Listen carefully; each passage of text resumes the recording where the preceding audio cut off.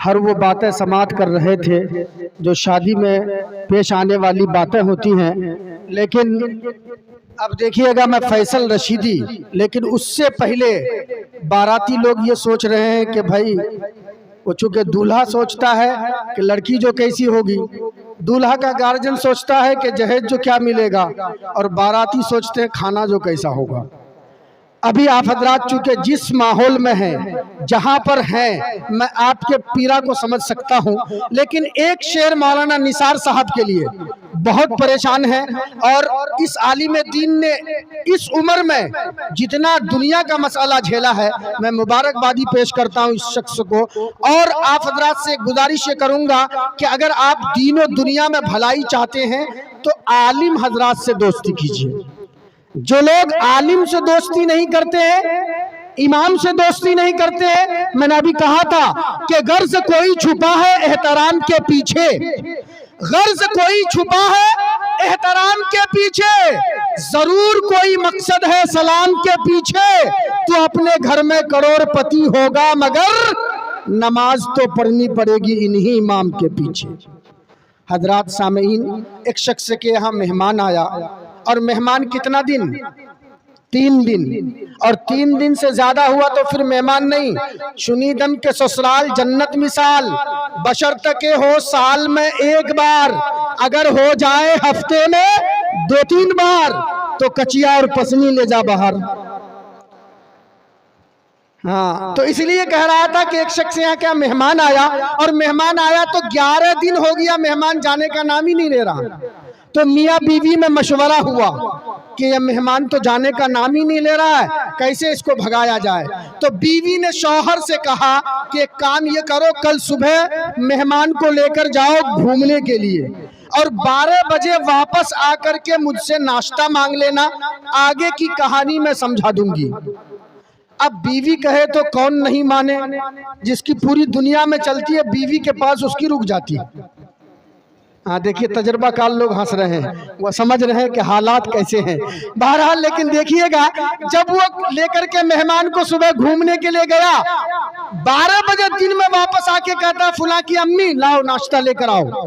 तो वो गुस्से में कहने लगी, क्या ला कर दिए हो कि पका के खिलाऊं। अब शौहर तो शौहर होता है, और रिजालु कव्वामून अलन निसा, वो तो हाकिम है।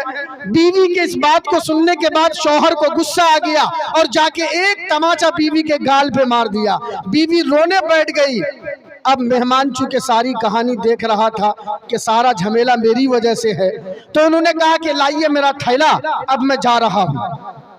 तो कहा नहीं नहीं आप रुकिए, ये आपस का मामला है, सुलझ जाएगा। कहा नहीं मैं फिर आऊंगा, लेकिन थैला लाके दीजिए। अभी थैला लिया और मेहमान गली में गया कि इधर शौहर बीवी के पास।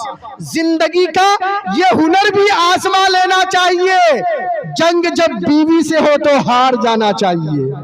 फौरन शौहर बीवी के पास जाके बोला कि मजाक से मारा था, चोट लगी थी क्या।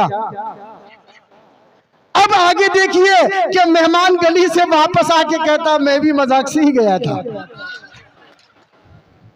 हजरात, रोशनी का कुछ न कुछ इम्कान होना चाहिए। आप हजरात के चेहरों पर मुस्कुराहट देखकर मुझे खुशी महसूस होती है। मैं आप हजरात की दुआओं के समरे ही में पूरे हिंदुस्तान का सफर करता हूं। लेकिन देखिएगा फैसल रशीदी कि रोशनी का कुछ न कुछ इम्कान होना चाहिए, बंद कमरे में भी रोशनदान होना चाहिए। वो जो अनपढ़ है चलो हैवान है तो ठीक है, हम पढ़े लिखे को तो इंसान होना चाहिए।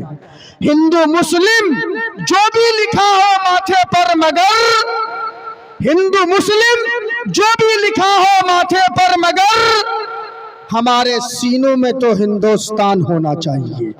हजरात सामीन, अब मैं कारी फैसल रशीदी साहब से गुजारिश करूंगा कि वो माइक पर आए और सेहरा पेश करें। आ जाएं फैसल रशीदी साहब। हजरात, बहुत ही कम वक्त में हजरत ने बहुत सारी बातें आप हजरात को कह दी हैं। अगर हम और आप उन बातों पर अमल करना चाहें तो इंशाअल्लाह हमारी दोनों जहान की जिंदगी संवर सकती है। बस इतना कहूंगा कि पहले तालीम से तुम मोड़ दिए जाओगे, पहले तालीम से तुम मोड़ दिए जाओगे, फिर किसी जुर्म से तुम जोड़ दिए जाओगे।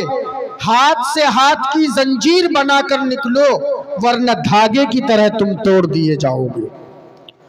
मौलाना ने कहा कि इत्तिहाद हमारे अंदर नहीं है, भाई भाई में इत्तिफाक नहीं, बाप बेटे में इत्तिहाद नहीं, कहां से घर में बरकत आएगी।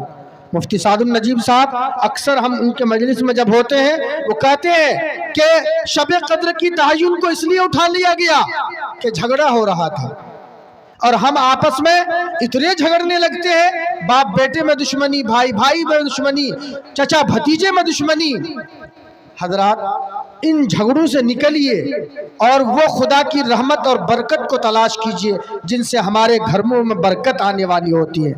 पहले तुम वक्त के माथे के लकीरों से मिलो, पहले तुम वक्त के माथे के लकीरों से मिलो, जाओ फुटपाथ के बिखरे हुए हीरों से मिलो। इशरते हुस्न में मसरूफ तो रहते हो, मगर वक्त मिल जाए तो इन जैसे फकीरों से मिलो।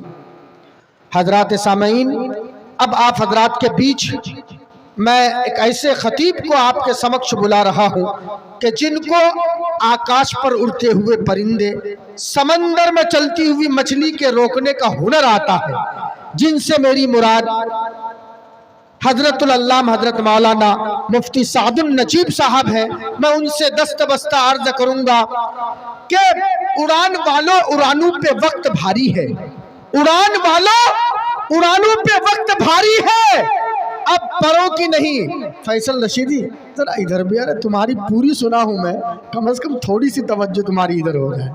तुम्हारी दुकानदारी में हमने खलल नहीं डाला है तो हमारे शोरूम पे तुम डाका जनी क्यों करते हो।